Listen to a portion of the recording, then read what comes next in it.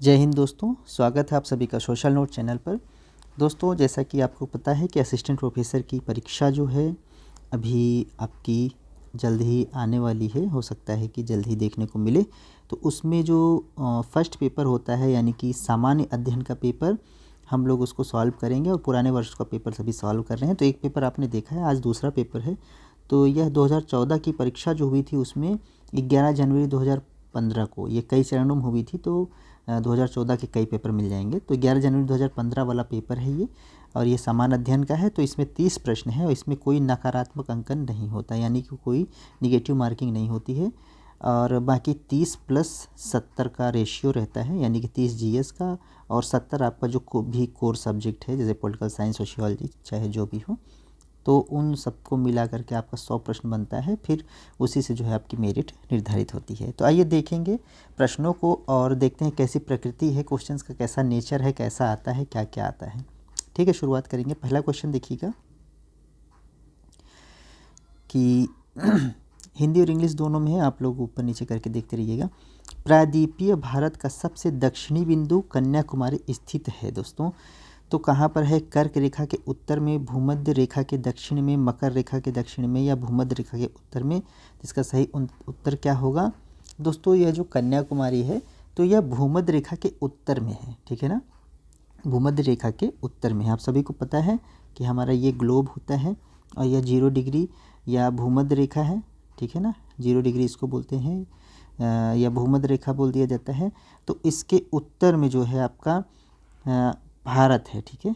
ये भारत है आपका, और ये है आपका उत्तरी गोलार्ध, और ये आपका दक्षिणी गोलार्ध, ठीक है।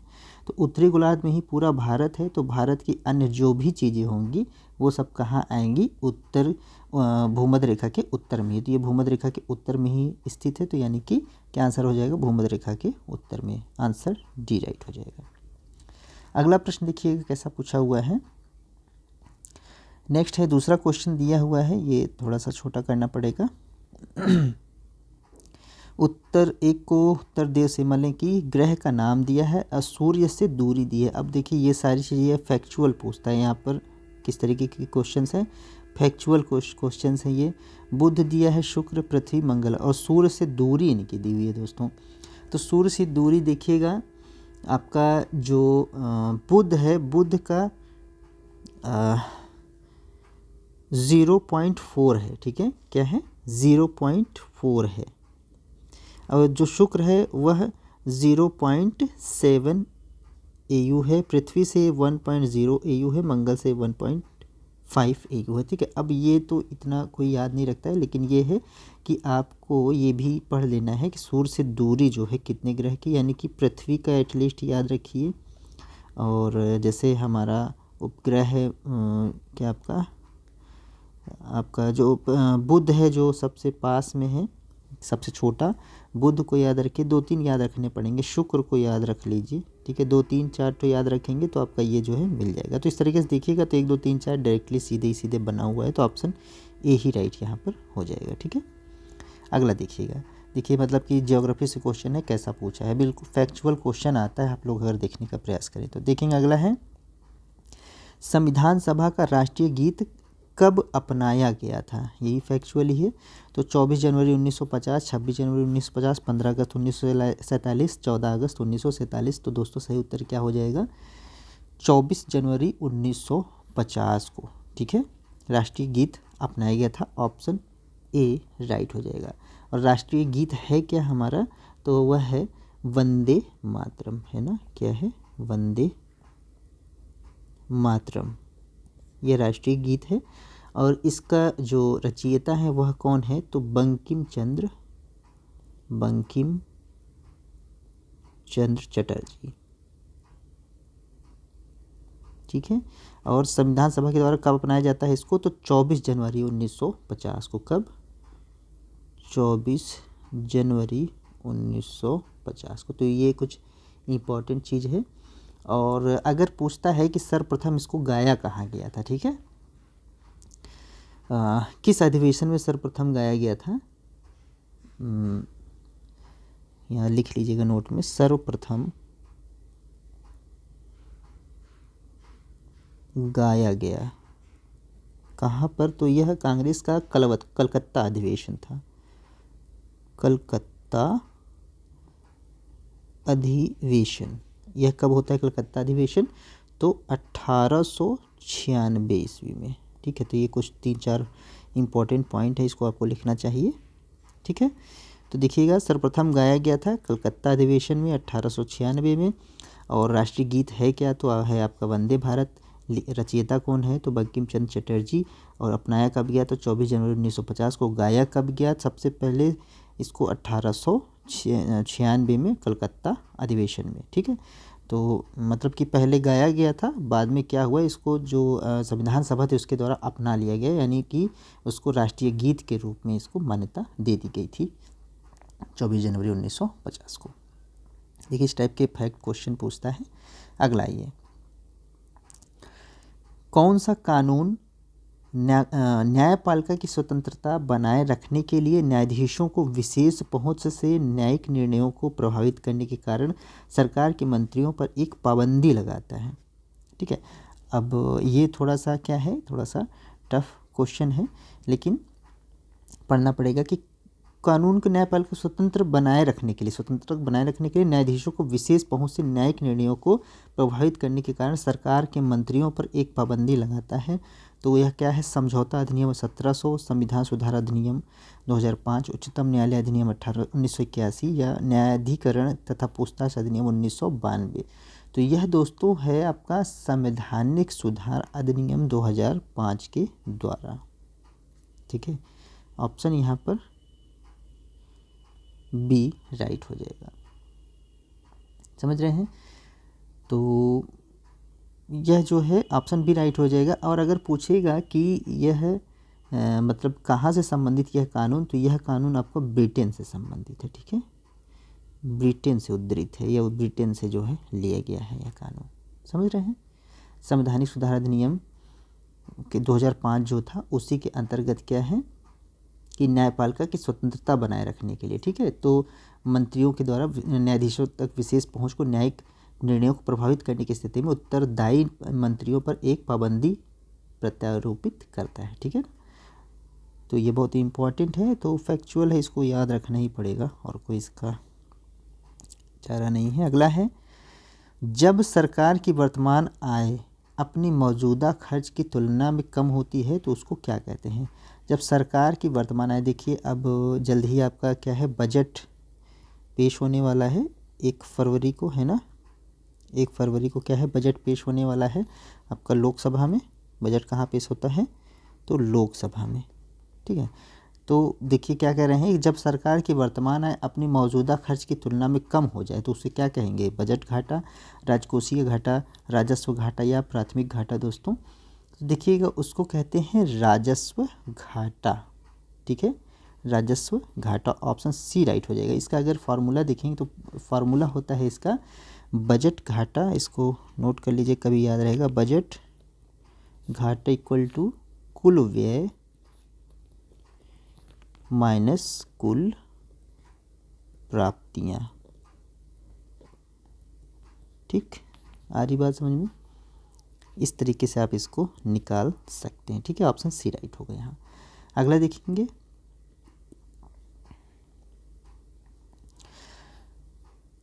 भारत के संविधान सभा का पहले अध्यक्ष कौन थे दोस्तों? तो doctor Sachchidanand Sinha, doctor Rajendra Prasad, professor H C. Mukherjee, doctor B R. Ambedkar. तो जो भारत संविधान सभा के पहले अध्यक्ष थे दोस्तों, तो वह थे डॉक्टर सच्चिदानंद सिन्हा। ठीक है, ऑप्शन ए राइट हो जाएगा। ठीक है, अब कैसे थे, यहाँ 2 क्वेश्चन बनता है। पहले अध्यक्ष, ठीक है, पहले अध्यक्ष, अब अध्यक्ष 2 तरीके के हैं। अध्यक्ष यहाँ पर 1 मिनट इसको पूरा लिख देता हूँ। संविधान सभा के अध्यक्ष, 2 तरीके के अध्यक्ष पूछता है यहाँ पर। एक अध्यक्ष पूछता है अस्थाई, एक अध्यक्ष पूछता है स्थाई। देखिए अस्थाई क्या होता है, जब संविधान सभा का गठन होता है तो उस समय जो है अध्यक्ष को चुना नहीं जाता है, तो क्या करते हैं उस समय एक अस्थायी सदस्य को बना दिया जाता है। तो वह थे जो सबसे वयोवृद्ध मतलब सबसे वृद्ध व्यक्ति थे, ठीक है, तो वह थे डॉक्टर सच्चिदानंद सिन्हा। डॉक्टर सच्चिदानंद सिन्हा थे, तो इनको क्या है अस्थायी अध्यक्ष बना दिया जाता है। तो एक तरीके से ये पहले जो है आपके अध्यक्ष हो गए संविधान सभा के।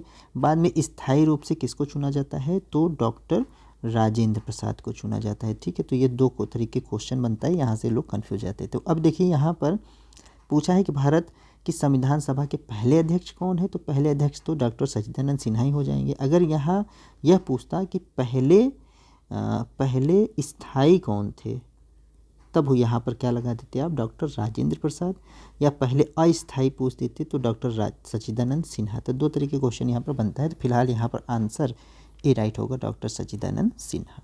नेक्स्ट है भारत के संघ लोक सेवा आयोग का गठन निम्नलिखित में से किस अनुच्छेद के अंतर्गत किया गया है। अनुच्छेद 315 है, 320 है, 325 है या 335 है दोस्तों। तो इसका सही उत्तर क्या हो जाएगा, अनुच्छेद 315। ऑप्शन यहाँ पर ए राइट हो जाएगा, ठीक है, जिसमें क्या है कि संघ और राज्यों के लिए लोक सेवा आयोग का गठन का प्रावधान है, ठीक है।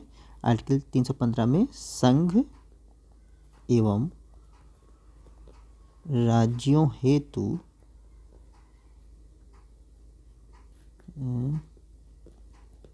लोक सेवा आयोग गठन का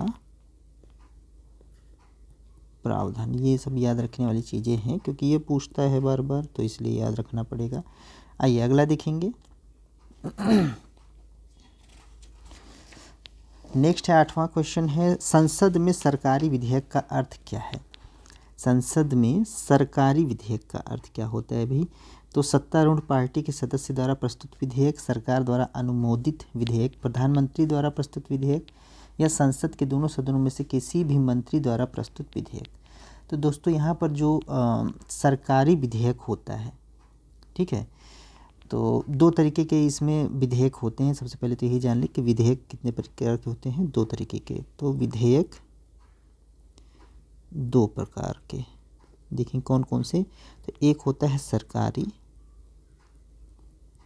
और एक होता है गैर सरकारी, ठीक है।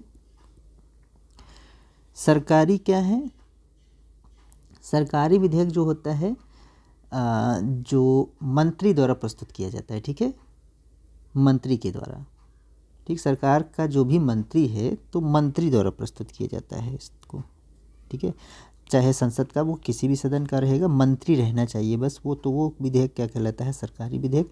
गैर सरकारी विधेयक क्या होता है, जिसे कोई अन्य प्रस्तावित करे, ठीक है, मतलब कि अन्य सदस्य द्वारा, जो कि मंत्री ना हो, सदस्य हो मंत्री ना हो, लेकिन यहाँ पर मंत्री होना चाहिए। सबसे इम्पोर्टेंट पॉइंट है मंत्री होना चाहिए, जैसे कि गैर सरकारी अन्य सदस्यों द्वारा, अन्य सदस्य द्वारा, जैसे मंत्री का पद नहीं मिला है उसको लेकिन सदस्य है वो, तो वो कैसा हो जाएगा, गैर सरकारी। भाई सिंपल सी बात है, मंत्री का पद जिसको मिलेगा तो वो जाहिर सी बात है वो सरकार का ही अधीन रहेगा, ठीक है, सरकार का व्यक्ति होगा, और मंत्री जो विधेयक पेश करेगा तो वह सरकारी हो जाएगा, ठीक है।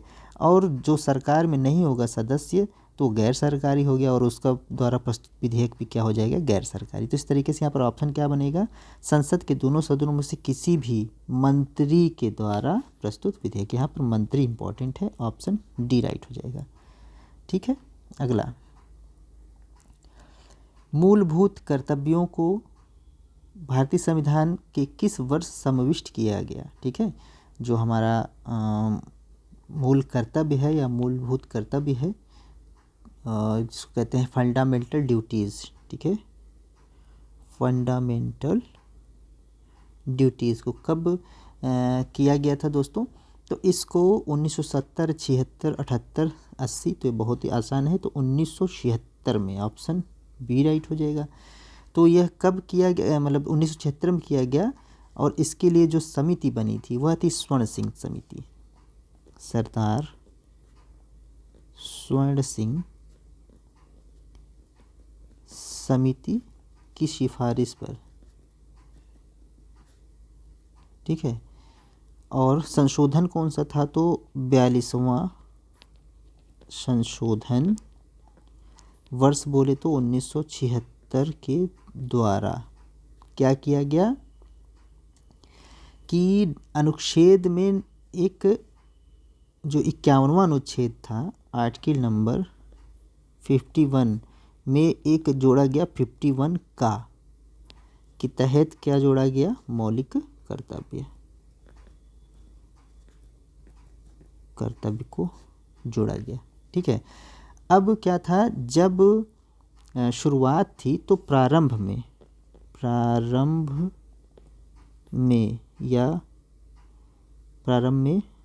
मूल कर्तव्य, या सीधे लिख लीजिए प्रारंभ में संख्या कितनी थी जो मौलिक कर्तव्य हैं, तो उनकी संख्या थी कुल 10। और वर्तमान में बोला जाए तो यह हो गई है 10 + 1 बराबर 11, कुल 11वां मूल कर्तव्य है। यह जो नया मूल कर्तव्य जुड़ा है इसके पीछे का भी एक आइडिया है। तो यह कैसे हुआ, तो 11वां मतलब यह जुड़ा 11वां जुड़ा था, 11वां कर्तव्य जुड़ा है किससे, 86वां संशोधन 86 संविधान संशोधन द्वारा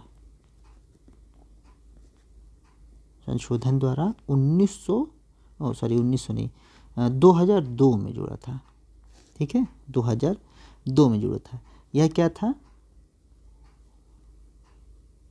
शिक्षा के लिए, बच्चों की जो शिक्षा से संबंधित था, शिक्षा से संबंधित 6 से 14 वर्ष तक के बच्चों को जो है अनिवार्य शिक्षा, अनिवार्य प्लस मुफ्त शिक्षा का प्रावधान है। ठीक है, तो यह जुड़ा गया था। यह है पूरा इसका एक डेटा, तो आप लोग इसको भी नोट डाउन कर लीजिएगा। ठीक है, अगला देखिए। आइए नेक्स्ट क्वेश्चन है, तेलंगाना के प्रथम मुख्यमंत्री कौन है। तो दोस्तों उस समय जब यह क्वेश्चन बना था तब तेलंगाना बिल्कुल नया नया आया हुआ था, तो अभी वर्तमान में कौन है वो आप बताइएगा। बाकी जब बने हुए थे तो के चंद्रशेखर राव थे। तो ये देखिएगा करंट का क्वेश्चन है, तो यानी कि करंट अफेयर्स भी पूछता है, तो करंट का एक क्वेश्चन यहाँ से आपको मिला है। अगला देखेंगे, सूची 1 को सूची 2 से मिलाना है दोस्तों। तो देखिएगा, अब ये दिया हुआ है। अच्छा, अब ये उस समय का चूँकि अब तो रहे नहीं है, कैबिनेट मंत्री और पोर्टफोलियो उनका क्या क्या था जब ये 2014 में नई सरकार आई थी उस समय। तो अब सुषमा स्वराज इस समय नहीं रही, तो आपको ये देखना पड़ेगा। तो उनका निधन जो है आपका 2019 में हो गया था। तो ये पहले का चूँकि 2014 का क्वेश्चन है, तो उस समय के हिसाब से ये भी करंट का ही क्वेश्चन है, तो इसको फिर भी आप लोग देख लीजिएगा। फिलहाल जो वहाँ पर उस समय जो थे उस हिसाब से अगर देखा जाए तो राजनाथ सिंह जो है आपके गृह मंत्री थे उस समय।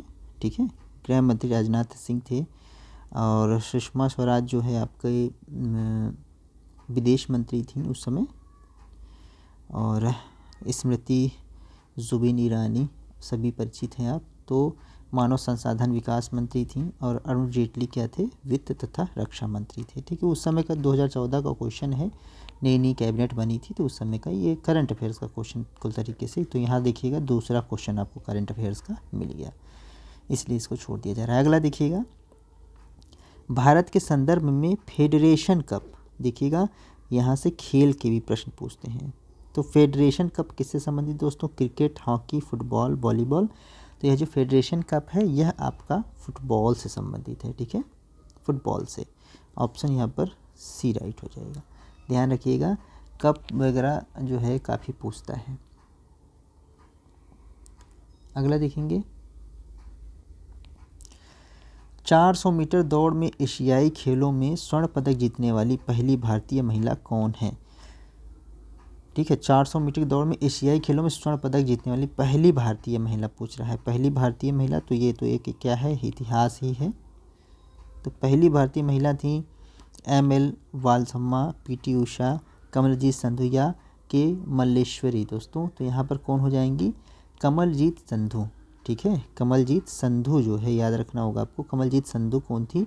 पहली भारतीय महिला थी जिन्होंने 400 मीटर की दौड़ में स्वर्ण पदक जीता था। किसमें? 400 मीटर की दौड़ में। और ये जो हुआ था एशियाई खेल था। कहाँ पर? एशियाई खेल। एशियाई खेल 1970 में हुआ था। कहाँ पर? बैंकॉक, बैंकॉक में, ठीक है। तो वहाँ पर इन्होंने ये प्राप्त किया हुआ था। चलिए अगला देखते हैं। ये भी फैक्ट ही है, याद करना पड़ेगी सारी चीज़ें, ठीक है। नेक्स्ट है, देश का नाम दिया है और ग्लासगो राष्ट्रमंडल खेलों का प्राप्त कुल पदकों की संख्या दी है। देखिएगा अब इसको लगाएंगे नहीं क्योंकि ये क्या है, यह भी करंट का ही क्वेश्चन है, करंट का क्वेश्चन है। तो यहाँ से देखिएगा यह तीसरा प्रश्न आपको करंट का मिल रहा है। तो इस तरीके से, लेकिन यहाँ से ध्यान कर रखेंगे कि राष्ट्रमंडल जो खेल होते हैं, खेलों में पदकों की संख्या, यानी कि खेलों से क्वेश्चन खूब उठाता है, तो खेल भी आपको ध्यान रखना है, ठीक है। छोड़ देते हैं इसको, अगला देखेंगे। नेक्स्ट क्वेश्चन है आपका, निम्नलिखित कथनों को पढ़िए। पढ़ते हैं। शिक्षण की प्रभावशीलता शिक्षक के विषय को समझने पर निर्भर करती है। शिक्षण की प्रभावशीलता शिक्षक के व्यक्तित्व पर निर्भर करती है। शिक्षण की प्रभावशीलता शिक्षक की लिखावट पर निर्भर करती है।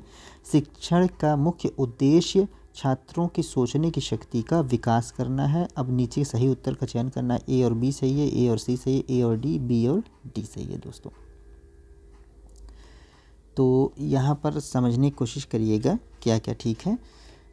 तो यहाँ पर देखिएगा, शिक्षण की प्रभावशीलता जो है शिक्षक के विषय के समझने पर निर्भर करती। अब शिक्षक की अपने विषय के संबंध में जितनी भी समझ होगी, जितनी अच्छी समझ होगी, उतना ही अच्छा वो क्या है, अपने बच्चों को टीचिंग कर सकता है, अपने बच्चों को क्या कर सकता है, पढ़ा सकता है। तो इस तरीके से ए तो राइट हो गया, ठीक है, एक सही हो गया। दूसरा बोल रहा है कि शिक्षण की प्रभावशीलता शिक्षक के व्यक्तित्व पर निर्भर करती है। तो केवल व्यक्तित्व पर निर्भर तो नहीं करती है, ठीक है ना। तो व्यक्तित्व पर अगर कहा जाए तो एक तरीके से बोल रहा है केवल व्यक्तित्व पर, तो व्यक्तित्व पर निर्भर नहीं करती, इसलिए कि 2B नहीं होगा। शिक्षण की प्रभावशीलता शिक्षक की लिखावट पर निर्भर करती है। बहुत शिक्षक ऐसे होते हैं जो कि लिखते भी नहीं हैं, ठीक है, फिर भी उनका जो है काफ़ी अच्छा प्रभावशील रहते हैं उनको, क्योंकि उनको अपने विषय की समझ अच्छी होती है और वो केवल लेक्चर से ही क्या करते हैं, समझा देते हैं, उनको लिखने की भी आवश्यकता नहीं होती। तो यानी सी भी गलत हो गया। शिक्षण का मुख्य उद्देश्य क्या है? छात्रों की सोचने की शक्ति का विकास करना। तो बिल्कुल सही बात है।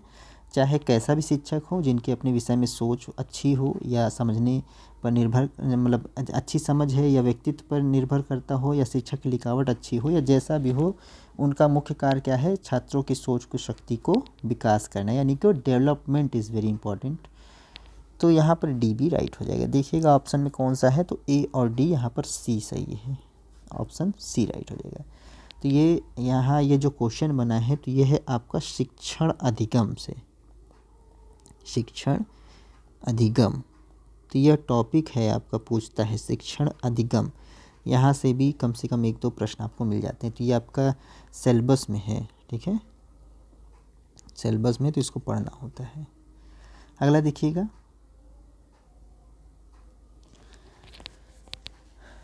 अब ये जो क्वेश्चन बन रहा है, एक अच्छा अनुसंधान। अब यहाँ के ये जो क्वेश्चन बना है, यह क्वेश्चन आपका रिसर्च एप्टीट्यूड से है, ठीक है। तो यहाँ से भी 2 चीज़ें पढ़नी है, अभी और भी ICT भी पढ़ना होता है। तो रिसर्च एप्टीट्यूड से भी क्वेश्चन बनता है। देखिएगा ये रिसर्च एप्टीट्यूड का है कि एक अच्छा अनुसंधान निम्नलिखित 4 चरणों में होता है। उद्देश्यों की स्थापना, आंकड़ों का विश्लेषण, आंकड़ों को एकत्र करना, निष्कर्षों की व्याख्या। कौन सा क्रम इन चरणों के लिए सही है? तो सही क्रम चुनना है इसमें से। देखिएगा, तो सही क्रम कैसे चुनेंगे दोस्तों? तो सबसे पहले तो होता है कि समस्या का चयन होता है, लेकिन यहाँ पर है नहीं। तो सबसे पहला अगर चरण देखेंगे तो वहाँ पर होता है समस्या का चयन, समस्या का चयन, ठीक है। समस्या का चयन जब आप कर लेते हैं तब उसके बाद अन्य चीज़ें आती हैं। समस्या के चयन के बाद तब उसके उद्देश्यों की स्थापना की जाती है, ठीक है ना। तो यहाँ पर ए हो जाएगा उद्देश्यों की स्थापना, तब आ जाएंगे उसके उद्देश्य। फिर क्या है, आंकड़ों का विश्लेषण, आंकड़ों को एकत्र करना, निष्कर्षों की व्याख्या। उद्देश्य के बाद क्या होंगे, हम क्या करेंगे, डेटा कलेक्ट करते हैं, यानी का डाटा कलेक्शन। ये रिसर्च का क्वेश्चन है। डेटा कलेक्शन का मतलब कि आंकड़ों का एकत्र करना, आंकड़ों का एकत्रीकरण। फिर क्या होगा, जब आंकड़ों को हम एकत्र कर लेते हैं तब उसका क्या करते हैं, विश्लेषण करते हैं, ठीक है, यानी कि उसका एनालिसिस करते हैं, यानी कि बी हो जाएगा एनालिसिस ऑफ डेटा, यानी कि आंकड़ों का विश्लेषण। तब लास्ट में हम क्या निकालते हैं, निष्कर्ष। तो ऑप्शन डी राइट हो जाएगा यहाँ पर, यानी कि कंक्लूजन। तो देखिएगा कैसे बना है, तो ACBD, ये तो मैंने आपको ऐसे समझाने के लिए बताया कि समस्या का चयन सर्वप्रथम होएगा, इसके बाद सारी चीज़ें, समस्या का चयन होता है, फिर हाइपोथेसिस बनती है, ठीक है, इस तरीके से कई चीज़ें बनती हैं, उसमें कई चरण हैं। तो फिलहाल जितने चरण दिए हैं उसमें से चुनना है, तो ACBD हो जाएगा। तो ACBD ऑप्शन यहाँ पर सी राइट हो जाएगा, ठीक है। अगला ये भी देखिए रिसर्च एप्टीट्यूड से ही है। रिसर्च में क्या है कि जो थोड़ा मैथ का भी क्वेश्चन आता है। तो कह रहा है निम्नलिखित में से फलांक की त्रुटि कौन सी है। फलांक को क्या बोलते हैं, which of the following is the error of scoring. फलांक, स्थान त्रुटि, स्थिर अचर त्रुटि, प्रत्युत्तर त्रुटि या प्रत्याशा त्रुटि। तो यहाँ पर सही उत्तर दोस्तों हो जाएगा जो प्रत्युत्तर की त्रुटि होती है, यानी कि रिस्पांस एरर जो होता है वही एरर ऑफ स्कोरिंग होता है, स्कोरिंग का एरर होता है, ठीक है। तो प्रत्युत्तर की त्रुटि, अब ये सब चीज़ें समझने के लिए आपको थोड़ा सा टाइम चाहिए, तो इसको देखना पड़ेगा, ठीक है। अगला देखते हैं, वह चर जिसका हम औसतांक या माध्य, जिसको क्या बोलते हैं, माध्य को मीन, ठीक है ना, यानी कि मीन तथा मानक विचलन। मानक विचलन क्या बोलते हैं, स्टैंडर्ड डेविएशन, स्टैंडर्ड SD जिसको बोल दिया जाता है, स्टैंडर्ड डेविएशन निकाल सकते हैं। निम्नलिखित में से किस मापनी द्वारा किया जाता है, नामित मापनी, क्रमिक मापनी, अंतराल मापनी, आनुपातिक मापनी। जब आप रिसर्च करते हैं तो इन सब चीज़ों की डेटा कलेक्शन में बहुत ज़रूरत पड़ती है, और डेटा कलेक्शन, डेटा एनालिसिस में ये सारी चीज़ों को आपको आना चाहिए, ठीक है। तो यहाँ जो दोस्तों होता है इसको बोलते हैं इंटरवल स्केल या अंतराल मापी होता है वो, ठीक है। ऑप्शन सी राइट हो जाएगा। अब ये सब आप लोगों को याद ही करना पड़ेगा। नेक्स्ट है, निम्नलिखित में से कौन सा कार्य विश्वविद्यालय अनुदान आयोग का नहीं है। अब देखिए ये क्वेश्चन है, ये आपका जो है UGC भी आपके जो सिलेबस में है, ठीक है। UGC भी एक प्रश्न आपका पूछ लिया जाता है। तो अब की बार क्या क्वेश्चन पूछा है कि विश्वविद्यालय अनुदान आयोग का नहीं है क्या कार्य, विश्वविद्यालयों तथा कॉलेजों का अनुदान का आवंटन करना, विदेशों में भारतीय उच्च शिक्षा को बढ़ावा देना, बौद्धिक संपदा अधिकारों के संरक्षण, विश्वविद्यालयों की वार्षिक परीक्षा का पर्यवेक्षण। तो दोस्तों यहाँ पर सही उत्तर हो जाएगा जो आपका बौद्धिक संपदा अधिकारों का संरक्षण है, यह इसका कार्य नहीं है, ठीक है।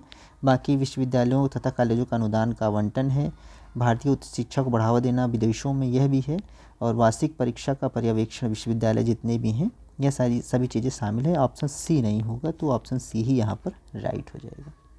समझ रहे बात। अगला है, निम्नलिखित में से कौन सा शब्द संक्षेप क्या है, गलत है बोल रहा है, गलत है। अब ये क्वेश्चन देखिए कैसे बना है, तो यह क्वेश्चन आपका कंप्यूटर वाला बना है, ठीक है। ICT के भी क्वेश्चन पूछते हैं, तो यह कंप्यूटर भी आपको पढ़ना होता है थोड़ा सा, तो कंप्यूटर का भी 1-2 प्रश्न यहाँ पूछता है। तो लिखा है ALGOL, तो इसका मतलब क्या है, एल्गोरिथमिक लैंग्वेज है, बायोस है, बेसिक इनपुट आउटपुट सिस्टम है, CAD है, कंप्यूटर एडेड डिज़ाइन है, 5GPL है, 5th जनरेशन प्रोग्रामिंग लैंग्वेज है, ठीक है। तो इसको इंग्लिश में देखेंगे ज़्यादा समझ में आएगा। तो ALGOL है, एल्गोल तो algorithmic language, BIOS basic input output system, CAD computer aided design, 5GPL 5th generation of programming language. तो दोस्तों यहाँ पर जो गलत है वह जो 5GPL है, बाकी सब राइट है, ठीक है, बाकी सब ठीक है। तो 5GPL है, इसका है 5GL है, P इसमें नहीं है, ठीक है। यह है असल में सही से 5GL है, ठीक है। तो यह है 5th जनरेशन प्रोग्रामिंग। क्या? 5GL 5th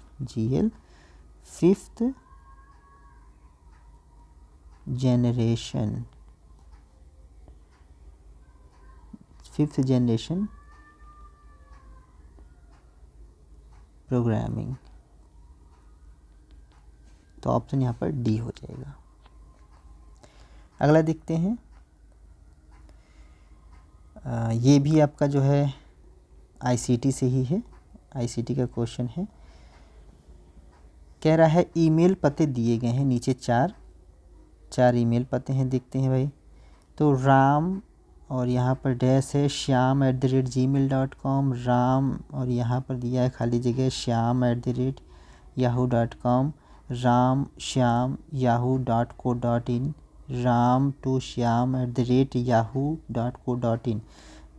ईमेल पते सही हैं बोल रहा है, कौन कौन से सही हैं देखिएगा।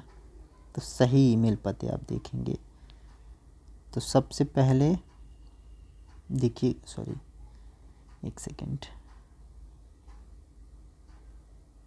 देखिएगा इसमें से जो राम और देखिए ये जो स्पेशल कैरेक्टरिस्टिक होते हैं, स्पेशल कैरेक्टरिस्टिक, ये आपका जब भी मेल आप बनाएंगे तो ये नहीं लगता। अब तो सब इतना मल्टीमीडिया हो गया तो आप लोग सब जानते हैं, तो ये वाला सही नहीं होगा क्योंकि ये एक्सेप्ट ही नहीं करता है जब आप मेल बनाने लगिएगा, ठीक है। राम अंडरकोर, इसको बोलते हैं अंडरकोर, तो ये अंडरकोर एक्सेप्ट कर लेता है, तो ऑप्शन बी राइट हो जाएगा। राम अंडरकोर श्याम@yahoo.com, तो yahoo.com पे पहले जो है जब शुरुआत था तो जीमेल और याहू ये दोनों ही चलता था, तो ये बिल्कुल सही है। राम अंडरकोर श्याम अंडरकोर yahoo.co.in, तो ये जो लास्ट का डोमेन है ये आपका एक्सेप्ट नहीं करता है, तो ये भी सी भी नहीं राइट होगा, डी है राम टू श्याम@yahoo.co.in, ठीक है।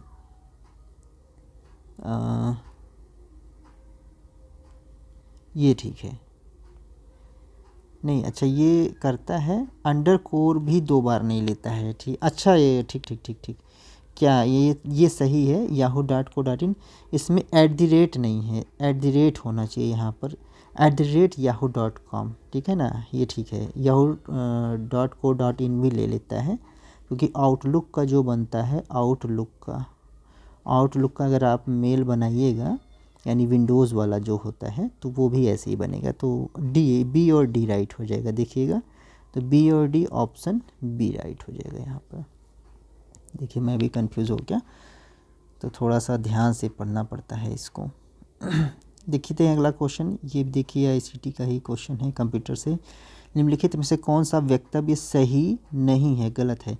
ईमेल इलेक्ट्रॉनिक मेल को संदर्भित करता है, www वर्ल्ड वाइड वेब को संदर्भित करता है, सीपीयू कंट्रोल प्रोसेसिंग यूनिट को संदर्भित करता है, एएलयू अर्थमेटिक लॉजिक यूनिट को संदर्भित करता है। इंग्लिश में देखते हैं तभी समझ में आएगा। Email refers to electronic mail, ठीक है, तो ये तो राइट है। ईमेल जो है इलेक्ट्रॉनिक मेल को रिफ़र करता है। ईमेल कैसा मेल है? इलेक्ट्रॉनिक मेल ही है, तो बिल्कुल ठीक है। www refers to world wide web, ये भी क्वेश्चन पूछ लेता है कि www का फुल फॉर्म क्या है, तो वर्ल्ड वाइड वेब है, ये भी राइट है। CPU refers to control processing unit, control processing unit नहीं बल्कि ये है सेंट्रल प्रोसेसिंग यूनिट होता है, प्रोसेसिंग यूनिट, ठीक है। तो इस तरीके से ऑप्शन सी ही हो जाएगा गड़बड़ यहाँ पर। तो उस कंट्रोल की जगह क्या होना चाहिए? Central processing unit. बाकी एलयू ठीक है, अर्थमेटिक लॉजिक यूनिट, ठीक है, ये भी ठीक है। तो ऑप्शन सी गलत है, यहाँ तो ऑप्शन सी गलत चुनना था ना। अगला देखते हैं, यदि अपशिष्ट पदार्थ पीने के पानी के स्रोत को दूषित कर दें तो निम्नलिखित में से कौन सी बीमारी फैलेगी? देखिएगा क्या कह रहा है, इफ़ वेस्ट, तो ऑप्शन देखिएगा इसका, स्कर्वी है, टाइफाइड है, मलेरिया है, एनीमिया यानी रक्त क्षीणता यानी कि जिसको बोलते हैं खून की कमी। तो दोस्तों यहाँ पर देखिएगा drinking water which of the following disease will spread, तो यहाँ पर टाइफाइड हो जाएगा, ऑप्शन बी राइट हो जाएगा। क्योंकि टाइफाइड क्या होता है, टाइफाइड जैसे गंदा पानी वगैरह या खाद्य पदार्थ के पीने खाने से होता है। ठीक है, तो यहाँ पर ऑप्शन बी हो जाएगा। और ये क्या है, बैक्टीरियाज को जो है बढ़ा देता है, गंदे बैक्टीरियाज जो होते हैं उनको बढ़ा देता है, तो इससे क्या है आपको टाइफाइड हो जाता है। ऑप्शन बी राइट होगा। अगला देखेंगे, निम्नलिखित में से कौन सी गैस ग्रीन हाउस गैसों में शामिल नहीं है। तो ये बहुत इंपॉर्टेंट क्वेश्चन है और ये एनवायरनमेंट से है क्वेश्चन, ठीक है ना, एनवायरनमेंट से क्वेश्चन है ये। तो ग्रीन हाउस गैसों के बारे में पूछ रहा है। CO2 है यानी कार्बन डाइऑक्साइड, मीथेन है, हाइड्रोजन है, नाइट्रस ऑक्साइड है। दोस्तों तो इसमें क्या शामिल नहीं होगा, यहाँ पर जो हाइड्रोजन है, हाइड्रोजन जो है आपका ग्रीन हाउस गैसों में शामिल नहीं होता है। ठीक है, ग्रीन हाउस गैसों में कौन कौन से होती हैं, तो यहाँ पर होता है आपका CO2 यानी कि कार्बन डाइऑक्साइड, और CH4 बोलते हैं इसको, क्या है, मीथेन है। ठीक है, और N2O यानी कि क्या है आपका नाइट्रस ऑक्साइड है।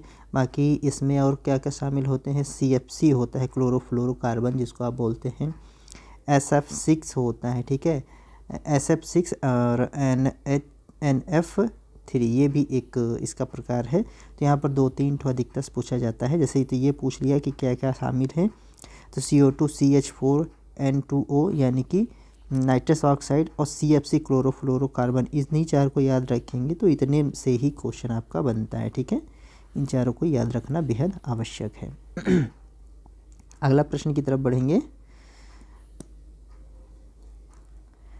कह रहा है 2014 में विश्व पर्यावरण दिवस के लिए क्या विषय था। तो अब ये देखिएगा क्या है, यह भी करंट का ही क्वेश्चन है। देखिएगा ये आपको शायद हमें लग रहा है चौथा या पांचवा करंट मिल रहा है ना, तो इसको भी आप लोग कंसीडर करेंगे उसी में। लेकिन यहाँ से क्या ध्यान रखेंगे कि विश्व पर्यावरण दिवस से संबंधित है, यानी कि इन्वायरमेंट से संबंधित है, आपदा प्रबंधन से संबंधित, इस टाइप की चीज़ें जो है करंट अफेयर्स में जो भी करंट में हुई रहती हैं, एक साल का, एक वर्ष का आपको उन सबको पढ़ना होता है। ठीक है, तो ये अभी फिलहाल इसको छोड़ देंगे। अगला देखिएगा,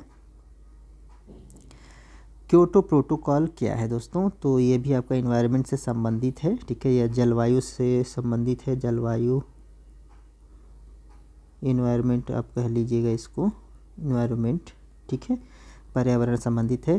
तो क्योटो प्रोटोकॉल क्या है, यह ग्लोबल वार्मिंग को कम करने हेतु प्रयत्न करने के लिए देशों के बीच एक समझौता है। यह अम्ल वर्षा को कम करने हेतु प्रयत्न करने के लिए देशों के बीच एक समझौता है। ग्लोबल वार्मिंग हो गया, अम्ल वर्षा हो गया। यह प्रदूषण नियंत्रण के लिए है हेतु पौधे लगाने के लिए प्रयत्न करने के लिए देशों के बीच एक समझौता है। यह परमाणु ऊर्जा के उपयोग को शुरू करने के लिए देशों के बीच एक समझौता है दोस्तों। तो क्योटो प्रोटोकॉल जो है आपका, देखिएगा ये एक अंतर्राष्ट्रीय समझौता है, यानी कि इंटरनेशनल समझौता है, और ये ग्रीन हाउस की जो गैसें इसके उत्सर्जन को कम करने के लिए था। ठीक है, ग्रीन हाउस गैसों को, क्योटो प्रोटोकॉल का संबंध क्या है, ग्रीन हाउस जो गैसेज हैं, ग्रीन हाउस गैसेज को कम करने के लिए। ठीक है, तो ग्रीन हाउस गैसों को कम करने के लिए था। तो ग्रीन हाउस गैसों में अभी अपने ऊपर पढ़ा था, जैसे क्लोरोफ्लोरोकार्बन हो गया, CFC हो गया, आपका CO2 हो गया, कार्बन डाइऑक्साइड, नाइट्रस ऑक्साइड हो गया, इस तरह के मीथेन हो गया, इस तरीके की चीज़ें जो है वहाँ से रिलीफ होती हैं गैस ग्रीन हाउस गैसों में, इनको कम करने के लिए। यानी कि तरीके से समझे तो यह ग्लोबल वार्मिंग से संबंधित है ना। इसके कारण क्या हो रहा है, ओजोन क्षेत्र जो है बढ़ रहा था, तो ग्लोबल वार्मिंग से संबंधित हो जाएगा, ये ऑप्शन ए राइट हो जाएगा। फिलहाल अगर क्योटो प्रोटोकॉल की बात करें तो ये आपका UNFCCC से यह जो है संबंध है। ठीक है, जिसको बोलते हैं आप United nation framework convention of climate. अब इतना ठीक है, इतना ध्यान रखने का आवश्यकता नहीं है, लेकिन क्योटो प्रोटोकॉल किससे संबंधित है यह बहुत ही आवश्यक है याद रखना कि यह ग्लोबल वार्मिंग की वजह क्या है, ग्रीन हाउस गैसेज हैं, ग्रीन हाउस गैसेज। और ग्रीन हाउस गैसेज में जैसे आपका CFC chlorofluorocarbon, CO2 carbon dioxide हो गया, और आपका N2O नाइट्रस ऑक्साइड है, मीथेन है, CH4 जिसको आपने अभी ऊपर देखा था, ये सारी चीज़ें उसमें शामिल होती हैं। तो ये बहुत अच्छा क्वेश्चन है और ये आपको पढ़ना चाहिए, प्रदूषण से संबंधित है। नेक्स्ट देखिएगा, प्रसिद्ध पुस्तक है गीत गोविंद के रचयिता कौन है दोस्तों? तो जयदेव महादेव वर्मा, जयशंकर प्रसाद, कालिदास। तो गीत गोविंद जो है आपके इसके रचयिता हैं जयदेव, ठीक है। ऑप्शन यहाँ पर ए राइट हो जाएगा, ठीक है। अगला देखिएगा, इसको थोड़ा छोटा करते हैं, ओके। कह रहा है निम्नलिखित जोड़ों पर विचार कीजिएगा। जोड़े क्या हैं? जवाहरलाल नेहरू पूना सार्वजनिक सभा के संस्थापक, महात्मा गांधी भारत छोड़ो आंदोलन से जुड़े हुए हैं, मदन मोहन मालवीय बनारस हिंदू विश्वविद्यालय के संस्थापकों में, केशव चंद्र सेन ब्रह्म समाज के नेता। तो सबसे पहले आपको देखना है कि नीचे के मान कौन कौन से सही हैं, चुनना है। तो महात्मा गांधी भारत छोड़ो आंदोलन से संबंधित हैं, ठीक है, तो ये तो राइट हो गया, बी सही है। इसके बाद मदन मोहन मालवीय बनारस हिंदू विश्वविद्यालय यानी कि BHU के संस्थापक हैं, ये भी बात सही है, तो बी और सी बिल्कुल राइट हो गया। बाकी केशव चंद्र सेन यह भी ब्रह्म समाज के नेता थे, तो यह भी राइट हो गया, तो BCD राइट हो गया। बाकी जवाहरलाल नेहरू पूना सार्वजनिक सभा के संस्थापक, ठीक है, यह जो पूना सार्वजनिक सभा के संस्थापक थे, इसमें नाम आता है गोविंद रनाडे का, गोविंद देव रनाडे, ठीक है, गोविंद रनाडे इनसे संबंधित है, ना कि जवाहरलाल नेहरू। तो ए जो है नहीं होगा, तो बाकी BCD हो जाएगा, तो BCD ऑप्शन है आपका डी में, ठीक है। तो यहाँ पर ऑप्शन डी राइट हो जाएगा। अगला देखिएगा, पृथ्वी के वायुमंडल में 2 प्रचुर मात्रा में पाई जाने वाली गैसें कौन सी है? प्रचुर मात्रा में पाई जाने वाली गैसें, ठीक है, अच्छा क्वेश्चन है। यह इन्वायरमेंट प्लस जियोग्राफी दोनों से संबंधित है। और जो है देखेंगे तो नाइट्रोजन तथा ऑक्सीजन तथा कार्बन मोनोऑक्साइड, भाप तथा ऑर्गन, मीथेन और ऑक्सीजन, हाँ। ये अब इतना सरल क्वेश्चन है, बट क्या है कि अब हम लोग ध्यान नहीं देते हैं, और कक्षा 6, 7, 8 में लगातार जो नहीं भी साइंस लिया होगा, तो 6 से 8 के बीच में ये सारी चीज़ें वो पढ़ा ही होगा, है ना। देखिएगा दोस्तों, तो यहाँ पर जो वायुमंडल में सबसे अधिक मात्रा या प्रचुर मात्रा में जो पाया जाता है वह है नाइट्रोजन तथा ऑक्सीजन। क्या है? नाइट्रोजन तथा ऑक्सीजन, ठीक है। इनकी अगर प्रतिशतता की बात करें तो नाइट्रोजन जो है 78%, ठीक है, 78%, और ऑक्सीजन आपका 20.8% पाया जाता है, किसमें? वायुमंडल में, ठीक है ना। अब इसका पूरा आप एक चार्ट बनाकर पढ़ लेंगे कि वायुमंडल में कौन कौन सी गैसेस पाई जाती हैं, ठीक है, कौन कौन सी गैसेस पाई जाती, क्योंकि ये बार बार पूछेगा ही कभी ना कभी, ठीक है। तो ऑप्शन यहाँ पर ए राइट हो जाएगा। बोलिए, कोई दिक्कत? नेक्स्ट अगला प्रश्न है, इसको थोड़ा छोटा कर लेते हैं। कह रहा है कि राज्यों और केंद्र शासित प्रदेशों की सूची निम्नलिखित है। देखिए क्या क्या दिया है, गुजरात है, पश्चिम बंगाल, अंडमान निकोबार, ओडिशा। कह रहा उपयुक्त राज्यों के शासित प्रदेशों के कक्ष वनस्पति कवर के प्रतिशत को गिरते हुए क्रम को सही विकल्प बताइए। अब देखिए, ये जो भारत का वन रिपोर्ट है, ठीक है, भारत वन रिपोर्ट, यह भी आपकी करंट की चीज़ है। भारत वन रिपोर्ट थी, क्योंकि ये 2014 का प्रश्न है, तो ये भारत वन रिपोर्ट 2013 का प्रश्न है ये। तो भारत वन रिपोर्ट ये भी करंट का ही है आपका, ठीक है। तो इसको भी आप लोग उसी में कंसीडर करेंगे, करंट में ही देखिएगा। ये हमें लग रहा 5वां और 6ठा क्वेश्चन है। तो भारत वन रिपोर्ट बहुत ही इंपॉर्टेंट है, आपको पढ़ना चाहिए हमेशा, साल भर का। तो ऐसी कुछ चीज़ें हैं जो आपको पढ़ना ही पढ़ना है, ठीक है। तो यहाँ से देखिए एक प्रश्न ये बना हुआ है, तो इसको भी हम लोग क्या करेंगे, छोड़ देंगे, क्योंकि इसका कोई अभी महत्व नहीं है। अच्छा, यही तक था भी। तो ये देखिए दोस्तों, 30वां प्रश्न था ही ये। तो ये 30 क्वेश्चन हो गए आपके। और ये हम लोग क्या पढ़े थे, असिस्टेंट प्रोफेसर की जो परीक्षा है आपकी, वह 2014 की परीक्षा जो हुई थी, उसका क्या है, GS का पोर्शन हम लोग पढ़ रहे थे। 30 प्रश्न इसके हल किए हैं। अगला वीडियो फिर जो है इसी की एक परीक्षा जो है उसका जो पेपर होगा उसको हम हल करेंगे साथ में, ठीक है।